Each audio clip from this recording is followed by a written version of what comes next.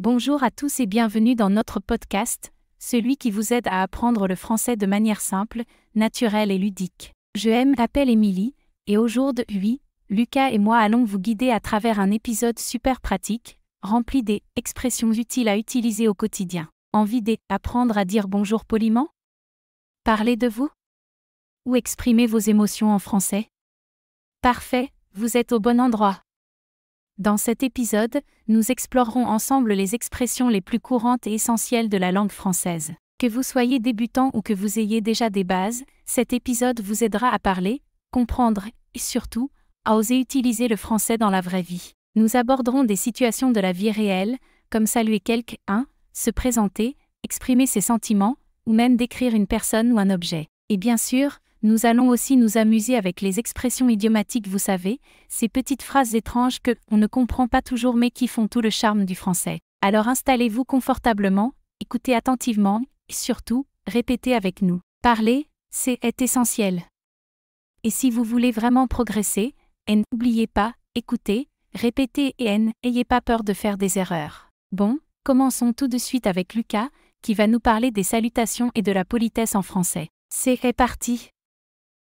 Alors, chers auditeurs, entrons dans le vif du sujet avec quelque chose d'essentiel, les salutations et la politesse en français. Vous savez, en France, comme dans beaucoup de cultures, la politesse est une porte d'entrée vers une bonne interaction. Que vous soyez touriste, étudiant ou tout simplement curieux d'apprendre le français, connaître quelques expressions de base peut transformer votre expérience. Commençons par les salutations classiques. Le plus connu, c'est bien sûr « bonjour » qu'on utilise le matin jusqu'en fin d'après-midi. C'est simple, élégant, et ça fonctionne partout. Après 18 heures, on passe à « bonsoir ». Et si vous quittez quelqu'un, n'oubliez pas de dire « au revoir ». Ce sont des bases, mais elles montrent du respect. Maintenant, si vous êtes dans un cadre plus détendu, entre amis ou avec des jeunes, vous entendrez souvent « salut ».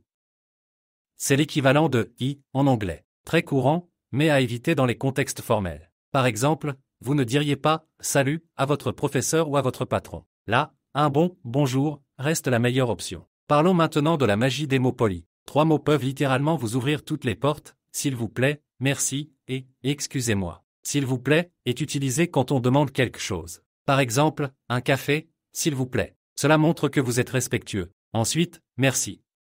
Un mot simple, mais puissant. Si quelqu'un vous aide, vous donne quelque chose, ou même vous tient la porte, dites merci. Et vous pouvez ajouter merci beaucoup pour plus d'intensité. Excusez-moi est aussi super utile. Si vous bousculez quelqu'un par accident ou si vous voulez demander une information dans la rue, commencez par « excusez-moi ». Par exemple, « excusez-moi, où se trouve la gare ?» Ça prépare l'autre personne à vous aider, de façon agréable. Une chose intéressante à noter, c'est que les Français attachent une grande importance aux formules de politesse, même dans des situations simples. Un bonjour au début d'un mail ou quand vous entrez dans un magasin, c'est presque obligatoire. Sinon, on vous regardera un peu de travers. Oui, vraiment. Ah, et voici un petit secret culturel, dire « bonne journée » ou « bonne soirée ».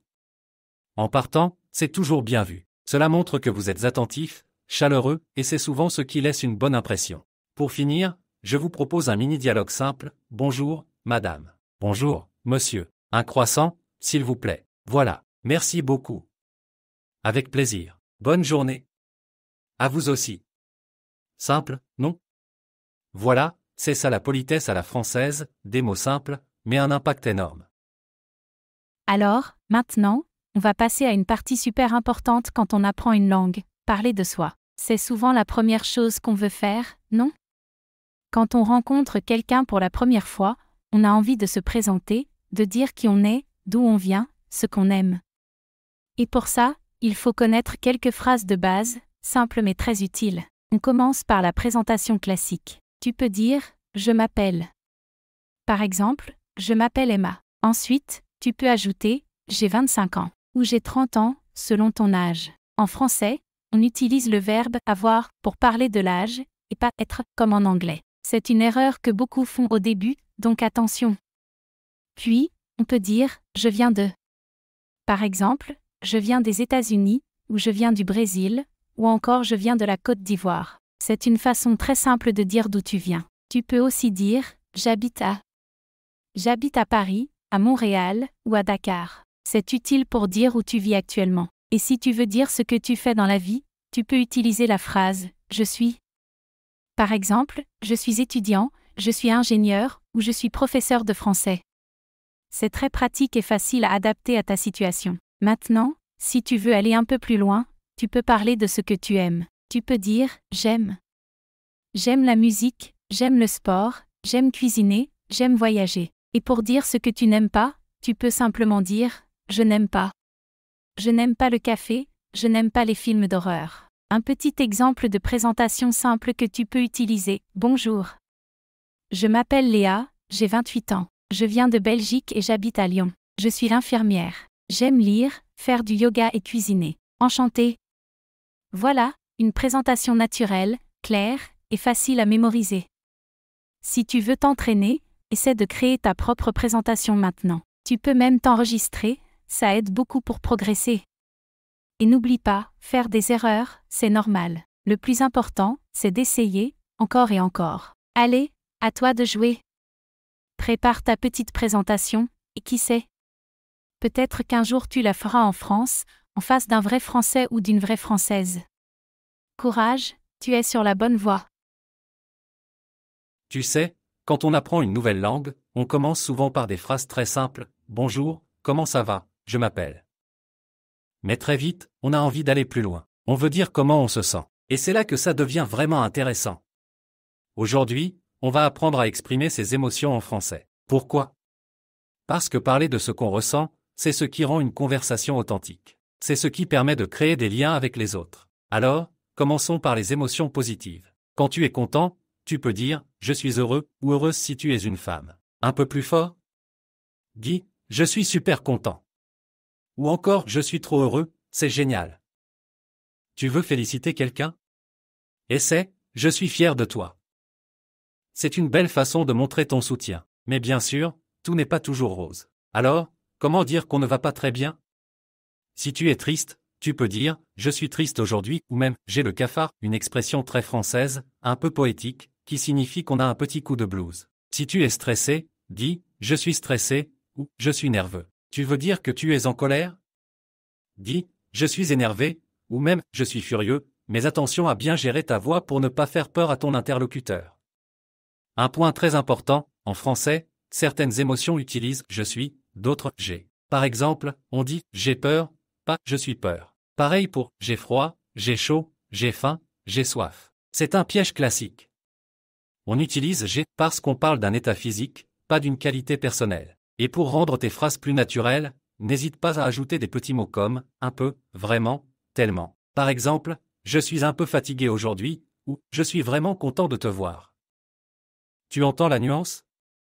C'est plus doux, plus authentique. Pour finir, voici une petite astuce, si tu ne trouves pas le bon mot pour décrire ton émotion, commence par dire « je me sens » et complète avec un adjectif « je me sens bien »,« je me sens mal »,« je me sens seul »,« je me sens détendu ». C'est une formule très pratique et très utilisée. Alors voilà, maintenant tu as plein d'outils pour dire ce que tu ressens en français. Et souviens-toi, plus tu oses parler de tes émotions, plus tu te connectes aux autres, et plus tu progresses.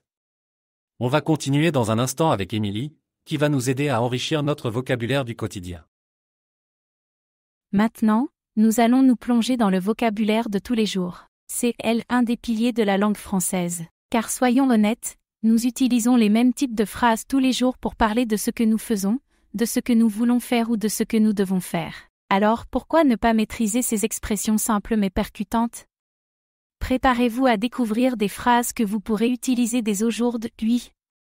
Commençons par la routine matinale. Beaucoup de Français disent « je me lève à 7 heures » ou « je me lève à 7h30 », puis « je prends une douche » ou « je me brosse les dents ». Ce sont des actions que nous faisons sans réfléchir, mais en français, elles sont souvent associées à des verbes pronominaux, comme se lever, se laver, se brosser. C'est l'occasion idéale de les intégrer à votre vocabulaire actif. Vient ensuite le petit déjeuner. Une phrase simple, je prends mon petit déjeuner à 8 heures. Ou même, je bois du café avec du pain grillé. Voyez-vous, rien de compliqué, mais ce sont des phrases que vous pouvez utiliser tous les matins. Et si vous êtes pressé? Eh bien, vous pouvez dire, je suis en retard, ou, je dois me presser, très utile si vous habitez en ville. Ensuite, direction le travail ou l'école. Beaucoup de gens disent, je prends le bus, je vais au travail par métro, ou même, je marche jusqu'à la gare. Là encore, ce sont des expressions pratiques. Et votre journée de travail? Vous pouvez dire « Je travaille de 9 à 5 » ou « J'ai beaucoup de réunions aujourd'hui ». Si vous êtes étudiant, vous pouvez dire « J'ai cours toute la journée ». Maintenant, faisons une petite pause. Imaginez que vous êtes dans un café avec un ami. Vous pouvez dire « Je prends un café » ou « Veux-tu boire quelque chose ?» Ce sont des expressions très naturelles que nous utilisons tous les jours. Et si vous allez faire les courses? Essayez de dire « Je dois aller au supermarché » ou « J'y achète du pain, du lait et des légumes ». Même les enfants apprennent ces mots très tôt. Après le travail, il est temps de rentrer. Une expression très courante « Je rentre ». Ensuite, on peut dire « Je prépare le dîner » ou « Je regarde un film ». Si vous êtes fatigué, vous pouvez dire « Je suis crevé ». Une expression très courante en français pour dire que vous êtes épuisé. Et une fois la journée terminée, vous pouvez dire « Je vais me coucher ». Ce qui est intéressant, c'est que beaucoup de ces phrases utilisent les mêmes verbes à plusieurs reprises. Par exemple, prendre, faire, aller, être, avoir. Ce sont les verbes les plus utilisés en français. Si vous apprenez à les conjuguer correctement au présent, vous pourrez exprimer beaucoup d'idées avec très peu de mots. Je vous propose un petit défi, essayez de décrire votre journée avec ces phrases. Même si ce n'est pas parfait, ce n'est pas grave. L'important est de s'entraîner. Vous pourriez dire, par exemple, je me lève à 7 heures. Je prends une douche. Je vais au travail. Je rentre à 6 heures. Je dîne et je me couche. Vous voyez? Simple, clair et 100% utile. Enfin, une petite astuce pour mémoriser ce vocabulaire. Créez une petite routine. Par exemple, chaque soir, écrivez 3 phrases sur ce que vous avez fait pendant la journée. Cela peut être très court, mais c'est très efficace. Et surtout, essayez de les dire à voix haute. Parler aide à mieux mémoriser. Voilà, c'est du vocabulaire de tous les jours avec moi, Émilie. J'espère que vous avez trouvé cette section utile et motivante. Et n'oubliez pas, le français est une aventure, et chaque mot appris vous rapproche de la maîtrise de la langue. Alors, maintenant, on va s'amuser un peu avec quelque chose d'essentiel en français, décrire les gens et les objets. Oui, parce que savoir dire « il est gentil » ou « la table est grande », ça peut paraître simple, mais en fait, c'est super important dans une conversation quotidienne. Et je vais vous montrer comment faire ça de manière naturelle. Commençons par décrire les gens. Quand on parle d'une personne, on utilise souvent le verbe « être ». Par exemple, « Mon frère est grand et sportif » ou bien « Elle est timide mais très gentille ». Tu remarques? On utilise des adjectifs pour parler du physique et de la personnalité. Quelques adjectifs utiles: petit, grand, beau, marrant, intelligent, paresseux, sociable, nerveux. Il y en a des tonnes. Mais pas besoin de tous les apprendre maintenant. Commence avec ceux que tu entends souvent, et essaie de les utiliser pour décrire tes amis, ta famille ou même toi-même. Attention aussi, en français, les adjectifs changent souvent selon le genre et le nombre. Par exemple, il est gentil devient elle est gentille. Ils sont bavards pour plusieurs personnes. C'est un petit détail, mais ça fait toute la différence. Allez, maintenant passons aux objets. Là, on parle surtout de la taille, la couleur, la forme et la matière. Imaginons que tu veux décrire une chaise. Tu peux dire « c'est une chaise en bois, marron, assez confortable ». Ou encore « la voiture rouge est très rapide ». Tu vois? Ce n'est pas compliqué, mais il faut s'entraîner à observer les choses autour de toi. Voici quelques adjectifs pratiques pour les objets: grand, petit, large, étroit, lourd, léger, rond, carré, en plastique, en métal. Et pour les couleurs: rouge, bleu, vert, noir, blanc, jaune, rose. En français, les adjectifs de couleur viennent après le nom. On dit une robe bleue, pas bleu robe. Et un petit bonus. On utilise souvent le mot il y a pour introduire un objet dans une description. Par exemple, dans mon salon, il y a un canapé gris et une lampe blanche. C'est simple, mais très utile. Pour t'exercer, essaie de décrire ta chambre ou une personne que tu connais bien. Dis à voix haute « mon père est » ou « ma chambre est » et continue avec des adjectifs. Même si tu fais des erreurs, ce n'est pas grave. L'important, c'est de pratiquer et de t'amuser. Alors, maintenant on va s'amuser un peu avec la langue française, parce que oui, le français, ce n'est pas que des règles de grammaire et des conjugaisons compliquées. C'est aussi plein d'expressions idiomatiques qui rendent la langue vivante, drôle et pleine de surprises. Ces expressions ne veulent souvent pas dire ce qu'elles semblent vouloir dire, mais elles sont très utilisées dans la vie quotidienne, alors il vaut mieux les connaître. Je vous en partage quelques-unes qui sont à la fois amusantes et très pratiques. La première, avoir le cafard. Littéralement, cela veut dire « to have the cockroach », ce qui paraît bizarre, non? Mais en réalité, Quand on dit « j'ai le cafard », cela signifie qu'on est un peu déprimé ou triste. Par exemple, depuis qu'il a quitté Paris, il a le cafard. Ce genre d'expression est très courant dans les conversations entre amis. Une autre expression rigolote, donner sa langue au chat. Non, on ne parle pas vraiment de nourrir un chat. Cela veut simplement dire qu'on abandonne et qu'on veut connaître la réponse à une question. Par exemple, quand quelqu'un vous pose une devinette trop difficile, vous pouvez dire « je donne ma langue au chat ». Et que diriez-vous de « avoir un coup de foudre » ? Non, on ne parle pas d'un accident électrique, mais d'un amour soudain, un vrai coup de cœur. Par exemple, elle a eu un coup de foudre pour ce chanteur dès qu'elle l'a vu sur scène. Cette expression est très romantique et souvent utilisée dans les films ou les romans. Ensuite, une que j'adore, être dans la lune. Cela ne signifie pas que vous êtes astronaute. Cela veut dire qu'on est distrait, qu'on ne fait pas attention à ce qui se passe autour de nous. Exemple, désolé, je n'ai pas entendu, j'étais dans la lune. Et bien sûr, faire la grasse matinée, qui est un plaisir universel. Cela signifie dormir tard le matin, rester au lit, surtout le week-end. Par exemple, le dimanche, j'adore faire la grasse matinée. Et pour finir, une petite dernière, avoir la pêche. Pas besoin de fruits ici.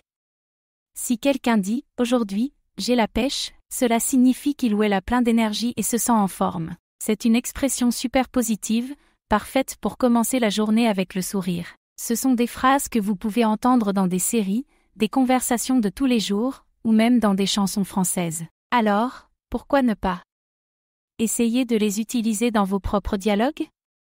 Vous verrez, elles donnent tout de suite du style à votre français.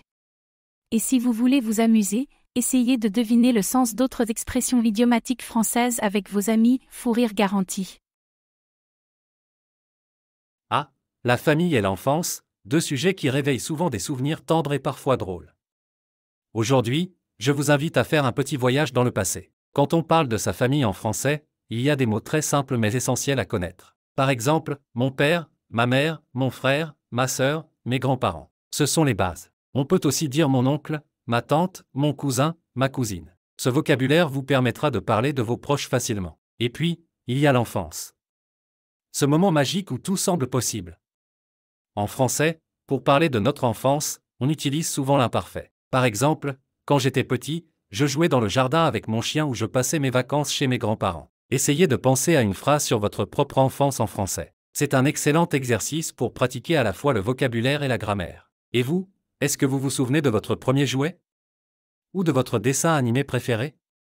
En français, on pourrait dire « Quand j'étais enfant, j'adorais regarder les dessins animés le samedi matin ». Ou encore « Mon jouet préféré, c'était une petite voiture rouge ». Parler de sa famille et de son enfance, c'est aussi une belle façon de se connecter aux autres. Ces sujets touchent tout le monde et permettent d'engager une conversation simple mais chaleureuse. Alors, n'hésitez pas à utiliser ces phrases pour vous ouvrir aux autres en français et partager un petit bout de votre histoire.